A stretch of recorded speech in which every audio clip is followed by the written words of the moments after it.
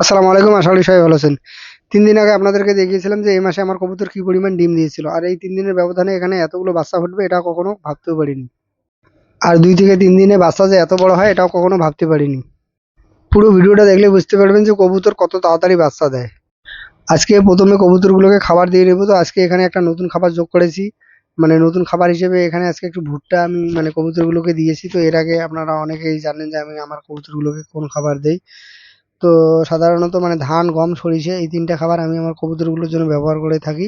তবে আজকে যেহেতু বাড়িতে মানে ভুট্টা ছিল, তো এজন্য এই খাবারের সঙ্গে একটু ভুট্টাও যোগ করে দিলাম। এর আগেও যখন বাড়িতে ভুট্টা ছিল তো তখন এগুলোকে ভুট্টা দেওয়া হয়েছিল। মূলত এখানে গোটা ভুট্টা আমি এগুলোকে দেই। মানে গোটা ভুট্টা দিলেও এগুলো মানে কোনো রকম অসুবিধা হয় না। তো গোটা ভুট্টাটাই খুব সহজে খায়। তো এজন্য মানে আমি গোটা ভুট্টাটাই এদেরকে দেই। যদিও বা খাবার হিসেবে আমি ভুট্টাটা সবসময় ব্যবহার করি না। যদি কখনো বাড়িতে থাকে তো সেক্ষেত্রে ব্যবহার করি। তাছাড়া মানে কিনে যে এগুলোকে ভুট্টা খাওয়াবো তো এটা কখনো করি না। এক কথায় বলতে গেলে মানে ভুট্টা কিনে কখনো আমি আমার কবুতরকে খাওয়াই না। এ মাসে প্রায় সব কবুতর একসঙ্গে ডিম দিয়েছে। আবার যেহেতু মানে একসঙ্গে কবুতরগুলো ডিম দিয়েছে হয়তো মানে ২ থেকে ১ দিন আগা পাছা, তো সেই হিসেবে মানে একই সঙ্গে আবার এই ডিমগুলো থেকে বাচ্চা ফোটা শুরু করেছে। তো মানে এখন পর্যন্ত কি পরিমাণ বাচ্চা ফুটেছে নিশ্চয়ই আপনারা যদি ভিডিওটা দেখেন তাহলে বুঝতে পারবেন। এ মাসে আশা করি যে এখান থেকে আমি ১০,০০০ টাকা প্লাস কবুতরের বাচ্চা বিক্রি করব। মানে অনেকে বলেন কবুতর পালন করে কবুতরের কোনো রকম লাভ নাই। মানে তাদের উদ্দেশ্যে এখানে এই কথাটা বলতে চাই, মানে তারা যদি আমার এই সম্পূর্ণ ভিডিওটা দেখেন তাহলে বুঝতে পারবেন যে ১২০ টা কবুতর মানে কি পরিমাণ ডিম দেয় আর কি পরিমাণ বাচ্চা দেয়। এই বাচ্চাগুলোর জোড়া যদি মানে নিচে ২৫০ টাকা আর উপরে ৩৫০ টাকা পর্যন্ত হয়, তাহলে এখানে যে পরিমাণ বাচ্চা আছে এটা যদি পরবর্তীতে মানে এই মাসে এখান থেকে আমি বিক্রি করি তাহলে কত টাকা হতে পারে নিশ্চয়ই মানে ভিডিওটা যদি সম্পূর্ণটা দেখেন তাহলে বুঝতে পারবেন। এর আগে এখান থেকে ৭ জোড়া কবুতরের বাচ্চা বিক্রি করেছিলাম। আর বর্তমানে এখানে যে বাচ্চাগুলো আছে এই বাচ্চাগুলো মানে এ মাসে বড় হওয়ার পর যখন আমি বিক্রি করব তো তখন সম্পূর্ণ হিসাবটা আপনাদেরকে দিব। তাহলে মানে বুঝতে পারবেন যে মানে টোটাল এ মাসে এখান থেকে কত জোড়া কবুতরের বাচ্চা পেলাম আর এই বাচ্চাগুলো টোটাল কত টাকায় বিক্রি করলাম।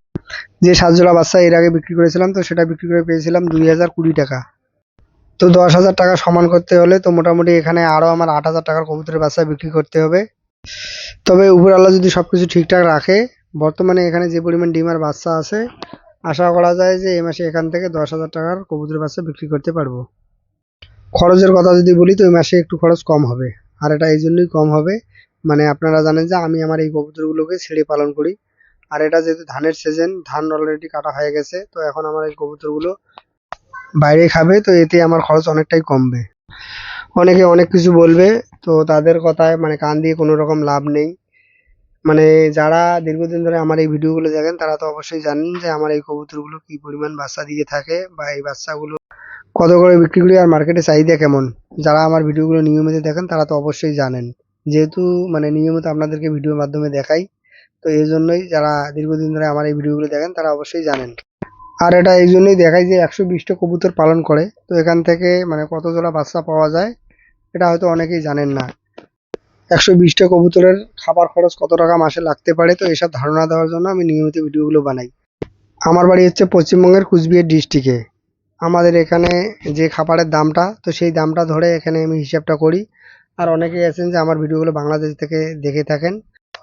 যেহেতু ২ দেশের মধ্যে খাবারের দামের পার্থক্য রয়েছে, মানে আমাদের এখানে বর্তমান যে নতুন ধানটা তো এটার দাম হচ্ছে ৭০০ থেকে মানে এই ৭০০ র আশেপাশেই বলা যেতে পারে।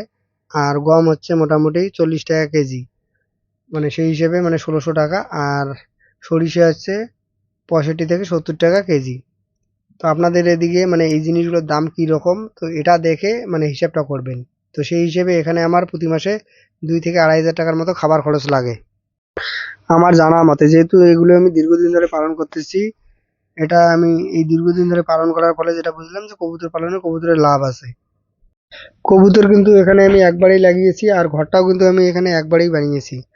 আর এখন কিন্তু এখানে মানে প্রতি মাসে মাসে একটা নির্দিষ্ট পরিমাণ প্রায় বলতে পারেন যে একটা ইনকাম পাচ্ছি। তো প্রথম অবস্থায় এখানে আমাকে অনেকটাই ধৈর্য ধরতে হয়েছিল, প্রায় ১ থেকে ২ বছরের মতো এখানে আমাকে ধৈর্য ধরতে হয়েছিল। তো তখন আমি এখান থেকে একটা কবুতরের বাচ্চা বিক্রি করিনি। আর যখন এটা পরবর্তীতে আমার এখানে সেট হয়ে গেছে তো তারপর থেকে আমি নিয়মিত এখানকার বাচ্চাগুলো প্রতি মাসে মাসে বিক্রি করি। প্রথম অবস্থায় কবুতর পালনে অনেকটাই ধৈর্য ধরতে হয়, মানে কবুতর পালন সম্পর্কে যেহেতু কোনো রকম ধারণা থাকে না তো এর জন্য অনেক সমস্যার মধ্যেও পড়তে হয়। আর পরবর্তীতে মানে এগুলো পালন করতে করতে তো ধীরে ধীরে মানে কবুতর সম্পর্কে সঠিক ধারণা হয়। আর এখানে যদি আমি বলি, তো দীর্ঘ ৫ থেকে ৬ বছর এই কবুতরগুলোকে পালন করার ফলে তো এখান থেকে আমি অনেক কিছু জেনেছি আর অনেক কিছু শিখেছি। এগুলো পালন করতে করতে তো উপরওয়ালা আমাকে এমন একটা অভিজ্ঞতা দিয়েছে যে এগুলো আমি বিনা ওষুধে পালন করি। অনেকে আমাকে কমেন্ট করেন আর আমার কাছ থেকে জানতে চান যে কবুতরের সমস্যার জন্য কোন ওষুধ ব্যবহার করবে। যেহেতু আমি নিজেই এই কবুতরের জন্য কোনো রকম ওষুধ ব্যবহার করি না, তো তাই আপনাদেরকে আবারও বলবো যে ওষুধ সম্পর্কে আমি কোনো রকম তথ্য বা পরামর্শ আপনাদেরকে দিতে পারবো না। বিনা ঔষধে যদি কবুতরকে ভালো রাখা যায় বা কবুতর থেকে ভালো প্রোডাকশন পাওয়া যায়, তাহলে তো ওষুধ ব্যবহার করার কোনো প্রয়োজন নেই। কিভাবে আপনারা আপনাদের কবুতরকে সুস্থ রাখবেন, আমার ভিডিওগুলো নিয়মিত দেখবেন, তাহলে বিনা ঔষধে আপনারা আপনাদের কবুতরকে সবসময় ভালো রাখতে পারবেন, সুস্থ রাখতে পারবেন।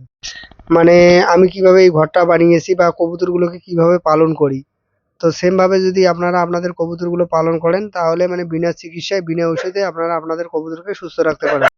উপর আল্লাহর রহমতে এই ৫ থেকে ৬ বছর যে আমি আমার এই কবুতরগুলোকে লালন পালন করতেছি, তো এখানে আমি যেটা সমস্যা দেখেছি, হয়তো বছরে ১ থেকে ২টো কবুতরের একটু সমস্যা হয়েছিল, সেটা পায়খানাজনিত সমস্যা, কিন্তু সেটার ওষুধ দিলে সেটাও পরবর্তীতে ঠিক হয়েছিল।